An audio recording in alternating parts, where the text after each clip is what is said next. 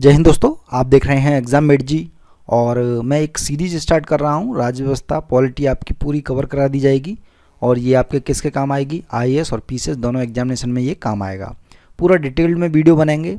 और लेकिन ये वीडियोस आपकी सीरीज़ जब पूरी हो सकेगी यदि आप थोड़ा सा सपोर्ट करें। सपोर्ट करने के लिए आपको क्या करना पड़ेगा, कमेंट करने पड़ेंगे जिन जिन बातों को मैं कहूँ उन पर, ठीक है। कोई प्रश्न पूछूं उसका जवाब देना पड़ेगा, आप लोगों को मेरे साथ चलना पड़ेगा, है ना। और लाइक और शेयर ज़रूर कर दीजिएगा जिससे ज़्यादा से ज़्यादा लोग जुड़ सकें, क्योंकि लगभग कम से कम 5000 लोग यदि इस वीडियो तक पहुंचते हैं तो समझ जाइए कि ये पूरी सीरीज़ चलने वाली है और आपकी पॉलिटी का एक एक पॉइंट जो है क्लियर करा दिया जाएगा। दूसरी जगह कहीं पर भी जाने की आपको ज़रूरत नहीं पड़ेगी, ठीक है। तो चलिए, आज मैंने पहला टॉपिक लिया है संघ एवं राज्य क्षेत्र, यानी कि पॉलिटी के नंबर अनुच्छेद 1 से हम स्टार्ट करेंगे और इसको पूरा लेकर के जाएंगे, ठीक है। तो चलिए फिर स्टार्ट करते हैं। देखिए, अनुच्छेद 1 के अंतर्गत क्या कहा गया है। संघ का नाम और राज्य क्षेत्र दिया गया है, जिसमें कहा गया है अनुच्छेद 1 के का मान लीजिए या फिर 1 मान लीजिए, भारत अर्थात इंडिया राज्यों का संघ होगा, ठीक है। ये चीज़ कही गई है। तो आपको समझ लेना चाहिए कि संविधान के अंदर इंडिया का शब्द का यूज हुआ है और भारत शब्द का यूज हुआ है, हिंदुस्तान वगैरह का यूज नहीं हुआ है। तो कभी भी यदि किसी प्रकार का इस प्रकार से कभी स्टेटमेंट आ जाए, ठीक है, क्या शब्द यूज हुआ है, तो ये आप यहाँ पर एक लाइन आपको क्लियर हो जाती है पूरी। टोटल दोस्तों जो प्रश्न बनते हैं यूपीएससी के अंदर यहीं से बनते हैं, ठीक है। अनुच्छेद 1 के अंतर्गत जो जो स्टेटमेंट है वो क्या कहा गया है, राज्य और उनके राज्य क्षेत्र वे होंगे जो पहली अनुसूची में विनिर्दिष्ट होंगे। ये अनुसूची कितनी है ये आपको जवाब देना है कमेंट बॉक्स में।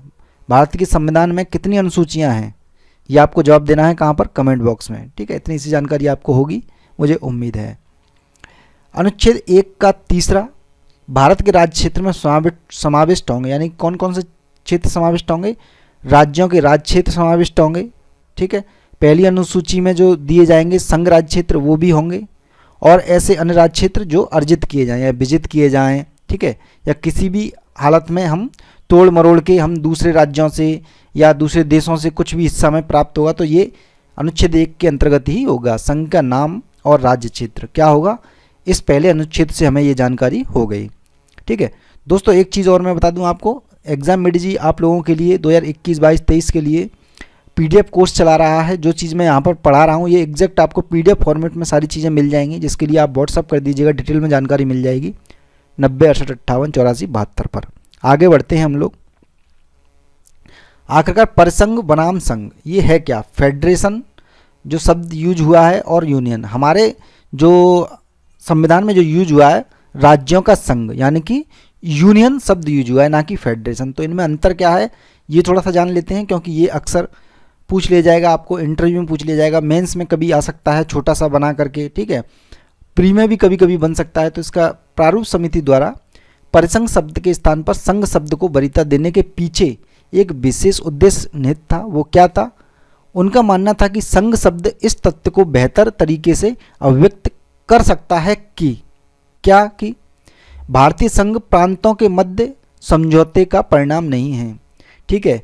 ये संघ यूनियन यूज किया है, वो क्यों किया है, क्योंकि प्रांतों यानी कि जो राज्य थे हमारे उन्होंने मिलकर के संघ नहीं बनाया है, यानी केंद्र सरकार उन्होंने नहीं बनाई है, ठीक है।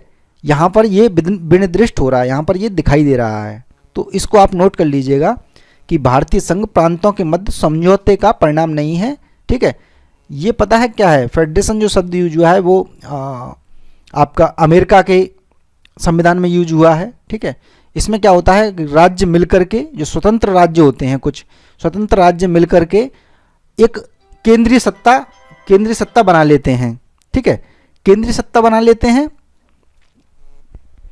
तो यानी कि उनकी स्वतंत्र सत्ता नहीं होती केंद्रीय, वो मिलकर के बनाते हैं। जबकि हमारे यहाँ पर मूल रूप से क्या है, केंद्रीय सत्ता है पहले नंबर पर, दूसरे नंबर पर स्टेट आते हैं कहीं ना कहीं, ठीक है। तो ये यहाँ पर बताने का प्रयास हो रहा है। दूसरा क्या है इसका, कोई भी राज्य या राज्यों का समूह संघ से अलग होने के लिए स्वतंत्र नहीं है, ठीक है। कोई भी स्वतंत्र नहीं है हमारे संघ में, स्वतंत्र हो ही नहीं सकता है किसी भी हालत में, यानी कि बाहर जाने की कोई स्वतंत्रता है ही नहीं, इसलिए संघ शब्द का यूज हुआ है। इसके साथ ही कोई भी राज्य स्वेच्छा से अपने राज्य की सीमा में भी परिवर्तन नहीं कर सकता है दोस्तों। ये एक इम्पोर्टेंट है, कभी भी आपको आए कि राज्य अपनी सीमा में परिवर्तन कर सकते हैं क्या, जैसे उत्तर प्रदेश में हुआ था 4 राज्यों के गठन की बात हुई, ठीक है, तो वो क्या अपने आप ही कर लेंगे क्या? बिल्कुल नहीं कर पाएंगे बिना केंद्र की अनुमति के, यानी कि जो कुछ करेगा वो संसद के द्वारा ही होगा, आगे मैं बताऊंगा, ठीक है। तो ये पॉइंट आप नोट कर लीजिएगा परिसंघ बनाम संघ से रिलेटेड। राज्यों का संघ का अर्थ क्या है, ठीक है, हम ये पूरी पॉलिटी देख रहे हैं तो इसमें एक एक वर्ड को भी अच्छे से समझेंगे, क्योंकि वर्ड नहीं समझ में आए तो आप फंस जाओगे प्री में, मेंस में, इंटरव्यू में, क्योंकि आजकल ऐसे प्रश्न आ रहे हैं जो आपको डीप पूछे जाते हैं। तो टेरिटरी ऑफ इंडिया, राज्य, भारत का राज्य क्षेत्र जो यूज हुआ है वो क्या है? उल्लेखनीय है कि भारत का राज्य क्षेत्र भारत के संघ से भी अधिक व्यापक अर्थ समेटे हुए हैं। तो कभी भी किसी प्रकार का आपके सामने एक स्टेटमेंट आ जाए कि भारत का राज्य क्षेत्र भारत के संघ से अधिक व्यापक अर्थ समेटे हुए, तो बिल्कुल सही होगा। कैसे है व्यापक अर्थ, क्यों है? संघ छोटा शब्द हो जाता है, जबकि भारत का राज्य क्षेत्र होता है वो बड़ा शब्द होता है। क्यों होता है? भारत के संघ में केवल राज्य सम्मिलित हैं, ठीक है, भारत संघ में क्या होगा, केवल राज्य सम्मिलित हैं, जबकि भारत के राज्य क्षेत्र में न केवल राज्य बल्कि संघ शासित प्रदेश, जो संघ शासित प्रदेश हैं हमारे, एक आपको ये भी जवाब देना है कमेंट बॉक्स में, इससे मैं आपकी एक्टिव करना चाहता हूँ, आप लोगों को सर्च करने वाला बना दूंगा, ठीक है। ये छोटी छोटी सी बातें हैं, इनमें आप इन्वॉल्व होंगे तो आपको इंटरेस्ट आएगा पढ़ने में, ठीक है। मैं आपको कमेंट करूँगा, आप मेरे लिए कुछ कमेंट करेंगे। तो कितने संघ शासित प्रदेश और ये सब हैं, कितने राज्य हैं इस समय और कितने संघ शासित प्रदेश हैं, आप जरा कमेंट में बताइएगा, ठीक है। संघ शासित प्रदेश हैं एवं वे क्षेत्र जिन्हें केंद्र सरकार द्वारा भविष्य में कभी भी अधिग्रहित किया जा सकता है, यानी कि भविष्य में भी कभी भी अधिग्रहित किया जा सकता है, वो भी किस में शामिल है? भारत का राज्य क्षेत्र में सम्मिलित हैं, ठीक है। संघीय व्यवस्था में राज्य इसके सदस्य हैं। संघीय व्यवस्था में क्या होता है? राज्य इसके सदस्य हैं और केंद्र के साथ शक्तियों के विभाजन में हिस्सेदार हैं, यानी केंद्र ने इन्हें शक्ति क्या करी है? प्रत्यायोजित करी है, हस्तांतरण करी है। केंद्र के द्वारा जो भी शक्तियां दी जा रही हैं वो राज्यों को दी जा रही हैं, ना कि राज्यों से केंद्र को मिलती, ठीक है। तो ये एक समझने वाली बात है। यहाँ पर मैं एक चीज़ बता दूं, डॉक्टर B.R. अम्बेडकर द्वारा जो विचार रखे गए थे वो बाई चांस कभी आ जाए इस प्रकार से कभी बन करके, तो वो क्या था? मजबूत केंद्र बनाने पर ज़्यादा जोर दिया जा रहा था, ठीक है। B.R. अम्बेडकर द्वारा तो जो पंचायती राज जैसी व्यवस्थाओं को तो बिल्कुल ही मनाही कर दी गई थी, क्योंकि उन्हें पता था कि निचले स्तर पर जो श्रेणी बन जाती हैं वो लोगों का क्या करती हैं? शोषण करती हैं। इस वजह से मजबूत केंद्र की उन्होंने क्या करी थी? वकालत करी थी, यानी कि उन्हें बनाने की बात कही थी, ठीक है। तो ये पॉइंट आप नोट कर लीजिएगा। दूसरी तरफ संघ शासित प्रदेश एवं केंद्र द्वारा अधिग्रहित क्षेत्र सीधे केंद्र सरकार द्वारा प्रशासित होते हैं। आप सभी को पता है जितने भी केंद्र शासित प्रदेश हैं वो सभी केंद्र द्वारा ही शासित होते हैं, चाहे वो दिल्ली, पौंडीचेरी हो या अन्य जो भी हैं वो हों, ठीक है। कमेंट बॉक्स में बताइएगा कितने केंद्र शासित प्रदेश हैं, और केंद्र शासित प्रदेश, संघ शासित प्रदेश या केंद्र शासित प्रदेश जिन्हें बात कर रहा हूँ मैं वो एक ही है, ठीक है। आखिरकार ये शब्द, इस शब्द का क्या अर्थ है? अधिग्रहित क्षेत्र, एक्वायर्ड टेरिटरी। ये क्या है? किसी क्षेत्र को तब अधिग्रहित क्षेत्र कहा जाता है जब भारतीय संघ अंतर्राष्ट्रीय कानूनों के तहत, ठीक है, यहाँ पर किया गया है अंतर्राष्ट्रीय कानूनों के तहत, उस क्षेत्र पर संप्रभुता प्राप्त कर ले। जैसे असम का क्षेत्र हुआ, ठीक है, तो उसको क्या किया गया था? इसी प्रकार से अनुच्छेद बताइएगा किस अनुच्छेद, किस संविधान संशोधन के द्वारा उसे अधिग्रहित किया गया था? असम को पूर्ण राज्य का दर्जा किस अनुच्छेद जरिए प्राप्त कराया गया था? ठीक है, दिमाग से निकल जाती हैं यार चीज़ें ऐसे, ठीक है। अर्जन द्वारा या युद्ध में जीतकर या किसी संधि के अनुसरण में या अध्यर्पण में, ठीक है, द्वारा या विहीन क्षेत्र पर कब्जा करके ऐसा किया जा सकता है, ठीक है। अधिग्रहित कब किया जा सकता है? अर्जन करके, जैसे कि जो बांग्लादेश से हमारा कुछ क्षेत्र का आदान प्रदान हुआ तो उसे हम कह सकते हैं। युद्ध में, युद्ध मान लीजिए हमने किसी से कर लिया, मान लीजिए पाकिस्तान से युद्ध हो गया, जितनी ज़मीन पर युद्ध हुआ वो हमारी हो गई, ठीक है, तो उसे हम अधिग्रहित मानेंगे। जैसे पाकिस्तान ऑक्यूपाइड कश्मीर कर लिया ना, तो पाकिस्तान ने क्या कर लिया था? हमारे क्षेत्र पर अधिग्रहण कर लिया। ये उल्टा हुआ वहाँ पर, किसी संधि के अनुसरण से, मान लीजिए कोई संधि हुई अंतर्राष्ट्रीय स्तर पर कानूनों के तहत, तो उसमें कर लिया, अध्यर्पण कर लिया, यानी आदान प्रदान हो गया दोनों का, कि कुछ ज़मीन हमारी बांग्लादेश ने ले ली, बांग्लादेश से कुछ ज़मीन हमने ले ली, ठीक है। तो इस प्रकार से ये चीज़ है।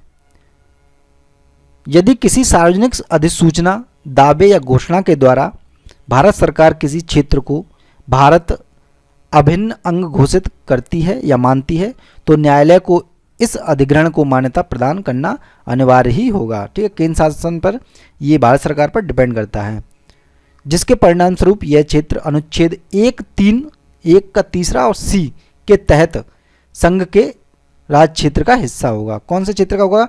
अनुच्छेद 1 के तीसरा और सीमा जो ऑप्शन है वो कौन सा है मैं बता देता हूँ आपको। यहाँ पर हमने दिया था ये वाला अनुच्छेद 1, यानी अनुच्छेद 1 में क्या गया था? भारत के राज्य क्षेत्र में समाविष्ट होंगे। कौन सा होगा समाविष्ट? ऐसे अन्य राज्य क्षेत्र जो अर्जित किए जाएं, ठीक है। तो इन्हें आप एग्जैक्ट ध्यान में रखनी है ये सारी चीज़ें। नेक्स्ट आगे चलते हैं। अब अनुच्छेद 2 में क्या कहा गया है वो देख लेते हैं। नए राज्यों के का प्रवेश या स्थापन, ठीक है, अनुच्छेद 2 के अंतर्गत। अब इसमें क्या कहा गया है? संसद विधि द्वारा ऐसे निबंधनों यानी नियम और शर्तों पर जो वह ठीक समझे, ठीक है, जो वह ठीक समझे, संघ में नए राज्यों का प्रवेश या उनकी स्थापना कर सकेगी, ठीक है। जो वो ठीक समझे ऐसा वो कर सकेगी। कैसे कर सकेगी? इस प्रकार अनुच्छेद 2 संसद को 2 शक्तियाँ प्रदान करता है। वो कौन सी शक्तियाँ हैं? नए राज्य को भारत के संघ में सम्मिलित करना, ठीक है, नए राज्यों की स्थापना करने की शक्ति प्रदान करना। ये किसके अंतर्गत होगा? अनुच्छेद 2 के अंतर्गत। तो इसे आपको ध्यान रखना है, ठीक है। क्या कहा गया है पॉइंट आप देखते जाइए। पहली शक्ति उन राज्यों, यानी पहली शक्ति की क्या बात हो रही है? ये वाले नए राज्यों को भारत के संघ में सम्मिलित करना। पहली शक्ति उन राज्यों के प्रवेश से संबंधित है जो पहले से ही अस्तित्व में है, ठीक है, पहले से ही अस्तित्व में है। जैसे असम था, वो पहले से ही अस्तित्व में तो था लेकिन पूर्ण रूप से नहीं था। उसके लिए एक क्या किया गया? संविधान संशोधन किया गया था। जबकि दूसरी शक्ति नए राज्य जो अस्तित्व में नहीं है, ठीक है, अभी अस्तित्व में है ही नहीं, उनकी स्थापना से संबंधित है। जैसे मान लीजिए कोई विजिट कर लिया तो उसको हमें नया राज्य बनाना है, ठीक है, उससे रिलेटेड ये हो जाएगा। अर्थात अनुच्छेद 2 उन राज्यों जो भारतीय संघ का हिस्सा नहीं हैं के प्रवेश और स्थापना से संबंधित हैं, ठीक है। भारतीय संघ का पहले से जो हिस्सा नहीं है उसके बारे में बात करता है अनुच्छेद 2, ठीक है। इसके अतिरिक्त यह ध्यान रखा जाना चाहिए कि अनुच्छेद 2 संसद को पूर्ण शक्ति देता है कि ऐसे निबंधनों यानी कि नियम और शर्तों पर जो वह ठीक समझे। यहाँ पर ये जो शब्द यूज हुआ है जो इम्पोर्टेंट है, जो वो ठीक समझे। कौन समझे ठीक? संसद, ठीक है, संघ में नए राज्यों का प्रवेश या स्थापना करे। परंतु ये नियम और शर्तें अनिवार्यतः संविधान के आधारभूत सिद्धांत और मूल ढांचे के अनुरूप होना चाहिए, ठीक है। यहाँ पर ये भी शर्त दे दी गई है कि जो संविधान का जो मूल ढांचा है और सिद्धांत है उसी के अनुरूप भारतीय संघ में मिलाया जाना चाहिए। ऐसे नहीं कि ऐसे ही कहीं से उठाया और डाल लिया, ऐसी बात नहीं कही गई है। आधारभूत ढांचा क्या है, ठीक है, मूल ढांचा क्या है, सिद्धांत क्या है, उसके बारे में हम कभी जो चैप्टर आएगा मूल सिद्धांत का उसमें हम बात करेंगे, ठीक है। एक बेसिक स्ट्रक्चर होता है जिसकी कल्पना किसने करी थी? आपकी न्यायपालिका ने करी थी, उसको हम पढ़ेंगे बाद में। संविधान में ऐसा कोई प्रावधान नहीं है जो नए राज्य को संघ में प्रवेश या स्थापन के पश्चात पहले से विद्यमान राज्य के समान दर्जे का अधिकार प्रदान करे, ठीक है। तो ये यहाँ पर पॉइंट आप नोट कर लीजिएगा। अब अनुच्छेद 3 पर आते हैं। 3 क्या कहता है? नए राज्यों का निर्माण और वर्तमान राज्यों के क्षेत्रों, सीमाओं या नामों में परिवर्तन की बात करता है अनुच्छेद 3। तो कोई भी कहे कि नए राज्यों के निर्माण की या वर्तमान राज्यों के क्षेत्रों में जो परिवर्तन होते हैं या फिर सीमाओं या फिर नामों में जो परिवर्तन होते हैं वो किस अनुच्छेद के तहत होते हैं? अनुच्छेद 3 के तहत होते हैं। इसके अंदर क्या क्या कहा गया है? संसद विधि द्वारा, ये है इसका पॉइंट, किसी राज्य में से उसका राज्य क्षेत्र अलग करके अथवा 2 या 2 से अधिक को या राज्यों के भागों को मिलाकर अथवा किसी राज्य क्षेत्र को किसी राज्य के भाग के साथ मिलाकर नए राज्य का निर्माण कर सकेगी, ठीक है। जैसे आपका हुआ है कश्मीर के अंदर। सिंपल सा था, हालांकि विशेष राज्य था वो, लेकिन फिर भी एक सिंपल प्रोसेस था, उसके तहत ये कर दिया गया था। किसी राज्य के क्षेत्र को बढ़ा सकेगी, किसी राज्य का क्षेत्र घटा सकेगी, किसी राज्य की सीमाओं में परिवर्तन कर सकेगी, किसी राज्य के नाम में भी परिवर्तन कर सकेगी। इसके बारे में पूरी डिटेल में हम जानकारी देखेंगे अभी, ठीक है। अनुच्छेद 3 के अंतर्गत प्रस्तुत किसी विधेयक को 2 शर्तों का पालन करना अनिवार्य है। यानी कि यदि किसी के नए राज्य का निर्माण किया जा रहा है, वर्तमान नाम राज्यों में सीमाओं में परिवर्तन किया जा रहा है, नामों में परिवर्तन किया जा रहा है, तो ऐसा विधेयक संसद में लाने से पहले क्या होना चाहिए? विधेयक को राष्ट्रपति की पूर्वानुमति होनी चाहिए, यानी पहले से अनुमति होनी चाहिए विधेयक को। पहले वो राष्ट्रपति के पास जाएगा, उसके बाद दोनों में से किसी भी सदन में प्रस्तुत किया जाएगा। तो ये आप नोट कर लीजिएगा, पहले राष्ट्रपति के पास जाएगा, उनकी अनुमति होनी चाहिए। दूसरा क्या है? दोनों में से किसी भी सदन में ये चला जाएगा। साधारण विधेयक होता है एक्चुअल में ये, ठीक है। राष्ट्रपति विधेयक को प्रभावित राज्य से विधानमंडल के विचार जानने के लिए विनिर्दिष्ट करेगा। राष्ट्रपति क्या कहेगा? विधेयक को क्या पहुंचा सकता है? विधानमंडल को देगा विचार जानने के लिए, लेकिन वो बाध्य नहीं है, वो आगे डिटेल में हम बात करेंगे। विधानमंडल इसे रोक नहीं सकती, यानी राज्य, जिस राज्य के नाम में परिवर्तन किया जा रहा है या सीमा में परिवर्तन किया जा रहा है या मिलाया जा रहा है, कोई भी राज्य होता, 2 हों 4 हों, कोई भी हो, वो राज्य केंद्र पर यानी कि संसद पर उंगली नहीं उठा सकते हैं कि आप नहीं करोगे, ऐसा बिल्कुल, ठीक है। संसद जो है पूरी तरह से सर्वोच्च कर दी गई है इस मामले में। आगे देखते हैं, अब इससे कुछ पॉइंट निकलेंगे, उसको नोट करते जाइएगा। राष्ट्रपति वह अवधि तय कर सकता है जिसके भीतर राज्य विधानमंडल को अपना विचार व्यक्त करना है। मान लीजिए राष्ट्रपति कह दे कि 1 महीने तक आप, मतलब 10 दिन में, 20 दिन में, 50 दिन में आप क्या करिए, विधानमंडल से कहिए आप अपना विचार प्रस्तुत कीजिए, आपको क्या कुछ चेंजेस चाहिए या नहीं चाहिए, ठीक है। ये राष्ट्रपति कर सकता है, कोई भी अवधि दे सकता है, इसकी कोई फिक्स अवधि नहीं है कि 14 दिन में, जैसे होता है ना विधेयक, धन विधेयक 14 दिन में ही आपको वापस करना है, ऐसा कुछ नहीं है। वो राष्ट्रपति तय करेगा कितने दिन में लौटाना है उन्हें अपने विचार व्यक्त करके राज्य विधानमंडल को। इस विनिर्दिष्ट अवधि या अन्य किसी अवधि के भीतर राज्य विधानमंडल के विचार प्राप्त न होने की स्थिति में भी विधेयक को प्रस्तावित किया जा सकता है, ठीक है। विधानमंडल कुछ कहे चाहे ना कहे, विधेयक जो है अपने आप चला जाएगा संसद के पास, राष्ट्रपति चाहे तो, जिसकी राष्ट्रपति द्वारा अनुमति प्रदान की गई हो, ठीक है। ये पॉइंट आप नोट करिएगा। संसद या राष्ट्रपति राज्य विधानमंडल में विचार को स्वीकार करने या उनके अनुसार कार्य करने के लिए बाध्य नहीं है। ऐसा नहीं है कि विधानमंडल ने कुछ कह दिया कि नहीं साहब ये नाम नहीं, ये नाम होना चाहिए, ठीक है, तो वो केवल अनुशंसित कर सकती है, अपने विचार प्रस्तुत कर सकती है कि बिहार का नाम बिहा कर दीजिए, मान के चलिए बिहा कर दीजिए, ठीक है, या फिर पूर्वी क्षेत्र कर दीजिए, तो वो केवल विचार कर सकती है। चाहे तो राष्ट्रपति इसे मान भी ले, संसद मान भी ले, या फिर ना माने, तो बाध्य बिल्कुल भी नहीं है कि नहीं करना ही करना है, ऐसा नहीं है। और इसे स्वीकार या अस्वीकार कर सकता है भले ही यह विचार तय समय सीमा के भीतर प्राप्त हो गया हो। चाहे मान लीजिए राष्ट्रपति ने कोई समय दिया था 3 महीने, 2 महीने, कि 2 महीने में आप अपना विचार प्रस्तुत कीजिए, और उसके अंदर ही क्या कर दिया है, विधानमंडल ने अपना विचार दे दिया, तो इसका मतलब ये नहीं कि वो बाध्य है, ठीक है। यदि पूर्व में प्रस्तुत विधेयक में संसद द्वारा संशोधन किया जाता है तो प्रत्येक बार राज्य विधानमंडल के लिए नया संदर्भ बनाना आवश्यक नहीं है, ठीक है। नया बार बार देना कोई जरूरी नहीं है उन्हें, संसद विधानमंडल को, अर्थात राज्य विधानमंडल को इसे पुनः वापस भेजना ही होता है, ठीक है।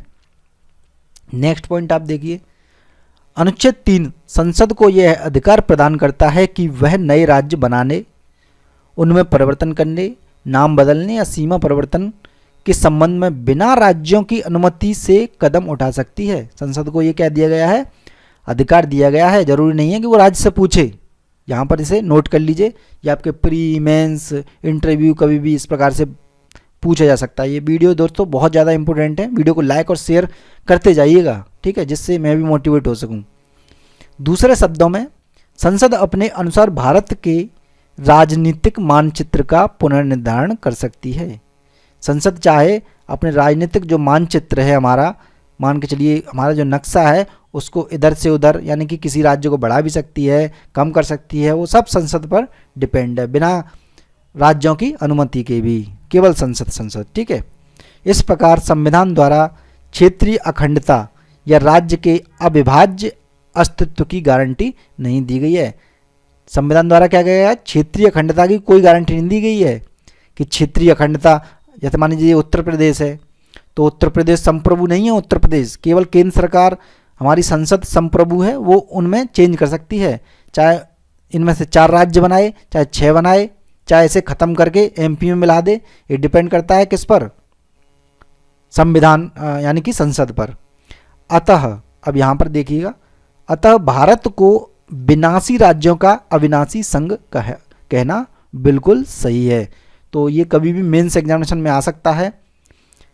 विनाशी राज्यों यानी कि राज्यों का विनाश हो सकता है लेकिन हमारे संघ का विनाश नहीं हो सकता है। जो केंद्र सरकार है, संघ है हमारा, यानी कि कई राज्यों से जो मिलकर बना हुआ है संघ, केंद्र शक्ति जो है उसको समाप्त नहीं किया जा सकता है किसी भी हालत में, जबकि राज्यों को समाप्त किया जा सकता है चाहे तो। ठीक है, तो ये कहना बिल्कुल ही यहाँ पर क्या नज़र आता है, सही नज़र आता है। तो इस स्टेटमेंट को आप नोट कर लीजिएगा, कभी भी ऐड कर दीजिएगा मेंस वगैरह में। यहाँ पर उल्लेखनीय है कि अमेरिका की जो संघीय प्रणाली है, यानी कि वहाँ पर क्या है, कन्फेडरेशन है, यानी कि परिसंघ के रूप में एक तरह से यूज किया जाता है। अमेरिका की संघीय प्रणाली स्वतंत्र राज्यों के मध्य समझौते का परिणाम है, यानी कि वहाँ पर राज्य क्या थे, स्वतंत्र थे। मान लीजिए 50 राज्य हैं इस समय, ठीक है, अमेरिका में 50 राज्य हैं, उन्होंने मिलकर के क्या किया, एक केंद्र बना दिया, यानी कि जो राष्ट्रपति ट्रंप है वो चुना जाते हैं, उन पर 3-4 शक्तियाँ हैं, बस 3-4 पेज का उनका संविधान है केंद्र का जो है। ठीक है, अमेरिका का विदेशी मामले ज़्यादातर वो देखते हैं। ठीक है, इन्होंने मिलकर के बना लिया था।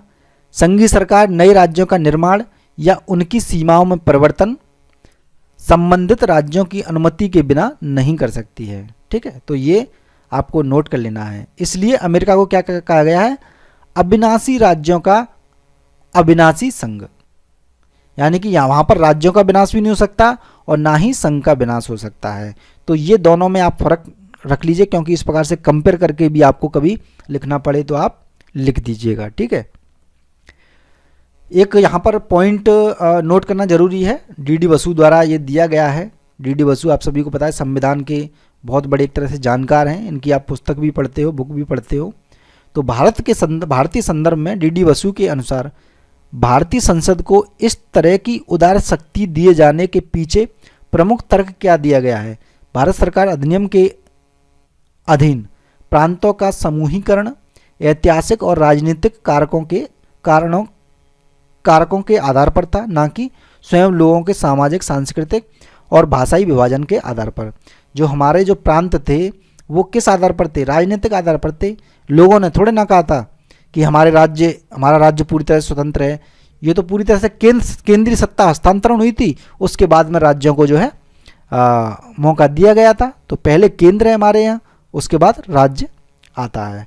संविधान के निर्माण के समय प्रांतों के प्राकृतिक संरेखण, ठीक है, संरेखण यानी कि जो रेखा जो खींची हुई है, जो बॉर्डर लाइन है, वो प्राकृतिक संरेखण के अनुसार उनके पुनर्गठन का प्रश्न उत्पन्न हुआ था, लेकिन उस समय समस्या की जटिलता को देखते हुए इस विशाल कार्य का उत्तरदायित्व तो नहीं लिया जा सका था।